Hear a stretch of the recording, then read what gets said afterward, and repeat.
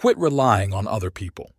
Who is that one person or thing you rely on the most when it comes to your life, your finances, your health, your career, and your family? Is it your employer, your doctor, your spouse, your friend, alcohol, your lender, your bank creditor, or your pastor? Who is it, and what is it?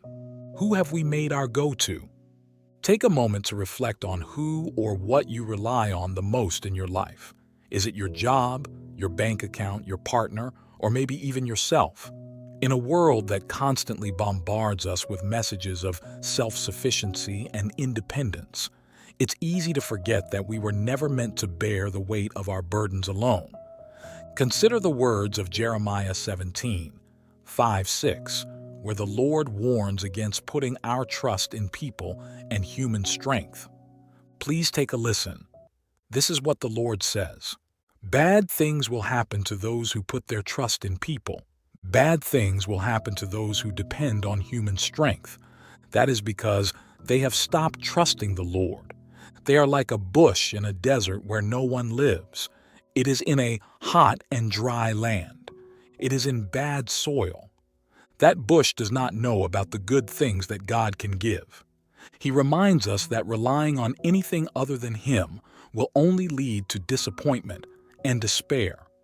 Like a bush in a barren desert, we are left thirsting for the living water that only God can provide.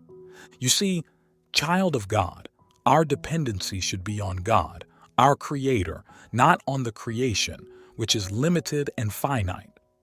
He alone should be the source of our lives. We should not depend on human strength, human systems, and abilities. God has never asked us to depend on a man for guidance, protection, provision, and wisdom, because He knows that relying heavily on others makes us passive participants in our own journey, allowing others to dictate the direction of our lives. The fact is that you are the steward of your life and should not surrender control to others.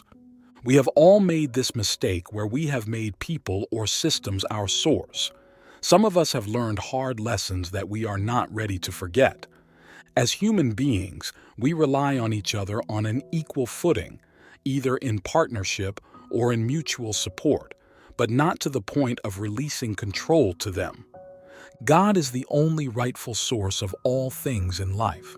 Anything else that you make as your source besides God will turn into disappointment, abuse, and manipulation, and will dominate and control you. We need to quit relying on man's strength and ability, including our own, if we want to be successful. So how do we make God our only source in a world that constantly pulls us in different directions? Here is how. Please take a listen. Isaiah 30:1-5. Easy to read version. The Lord said, "Look at these children. They don't obey me. They make plans, but they don't ask me to help them. They make agreements with other nations, but my spirit does not want those agreements. These people are adding more and more sins to the ones they have already done. They are going down to Egypt for help, but they did not ask me if that was the right thing to do. They hope they will be saved by the Pharaoh. They want Egypt to protect them. But I tell you, hiding in Egypt will not help you. Pharaoh will not be able to protect you. Your leaders have gone to Zoan, and your representatives have gone to Hanes, but they will be disappointed. They are depending on a nation that cannot help them. Egypt is useless. It will not help. Egypt will bring nothing but shame and embarrassment." Matthew 6:33, Amplified Bible. But first and most importantly, seek, aim at, strive after His kingdom and His righteousness. His way of doing and being right, the attitude and character of God, and all these things will be given to you also. We seek God's guidance and help in all we do. Involve God in your plan, whether small or big. Ask Him to show you direction, to guide you, to give you the right solution, to show you the right path to follow, and to ask for His approval before agreeing to anything. Don't be hasty in your decision. Before agreeing to something, wait patiently for God's response. Often we seek God, but we don't wait for His response or approval. We think that as long as we have prayed about it, we can move forward with it. Praying about something does not mean we have the go-ahead to move forward with it. God answers his people today, just like he did to his people in the past. Remember the story of King David in 1 Samuel 30. King David and his men returned to their hometown of Ziklag to find it burned to the ground and all their wives and children taken captive by the Amalekites. Distraught and grieving, David's men speak of stoning him, blaming him for their misfortune. However, David finds strength in the Lord, his God, and seeks divine guidance. He inquires of the Lord through Abiathar, the priest, asking if he should pursue the Amalekites to rescue their loved ones. The Lord assures David that he will indeed recover everything that was taken. Encouraged by this divine confirmation, David and his men set out in pursuit of the Amalekites.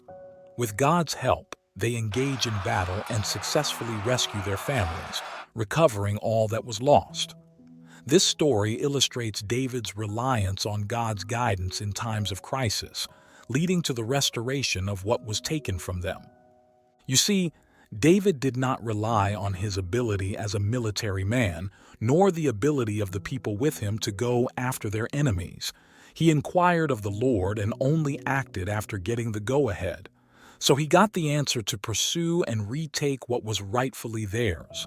We need to learn to wait on the Lord for clear answers and instructions. Don't move into anything without a clear confirmation. This is a skill to learn. It will be hard for most of us, as we are used to relying on ourselves or other human beings. Nevertheless, it is a skill that we can learn.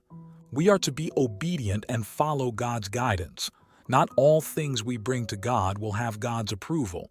If you sense that God is saying no, don't override his guidance. Remember that God knows the end from the beginning, meaning he knows what was, what is, and what will be.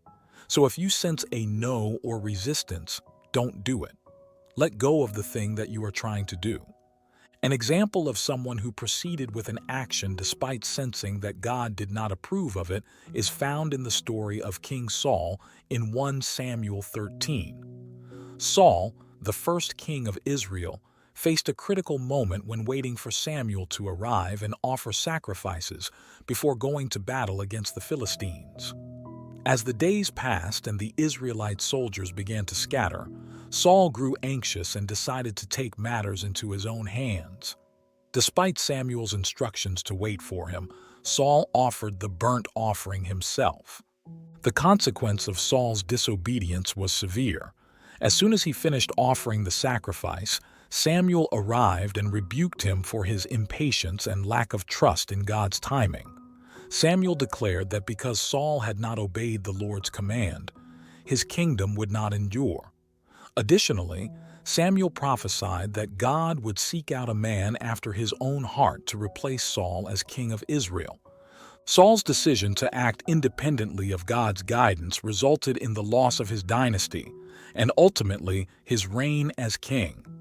This story serves as a cautionary tale about the dangers of disobedience, overriding God's guidance, and the importance of trusting in God's timing and wisdom. Anything God tells us to do is always for our good. He said that he wants to give us an expected end. So if the thing you are after is going to hurt you in any way, God will never approve it. As our Creator, God knows best how to deal with every situation or challenge that we will ever face in life. Please take a listen. Jeremiah 33, 2-3, New International Reader's Version. I made the earth, I formed it, and I set it in place. The Lord is my name. Call out to me. I will answer you. I will tell you great things you do not know, and unless I do, you wouldn't be able to find out about them. God will always give us an answer of peace when we turn to Him. He will give answers that will bring deliverance, success, and prosperity in every area of our lives. The key is for us to trust and rely on Him. So, I urge you to take a step back and reassess where you place your trust and reliance. Are you allowing external forces to dictate the direction of your life, or are you surrendering control to the one who holds the universe in His hands. As children of God, we are called to turn our hearts back to the true source of life and hope. It's time to break free from the chains of dependence and embrace the abundant life that God has promised us.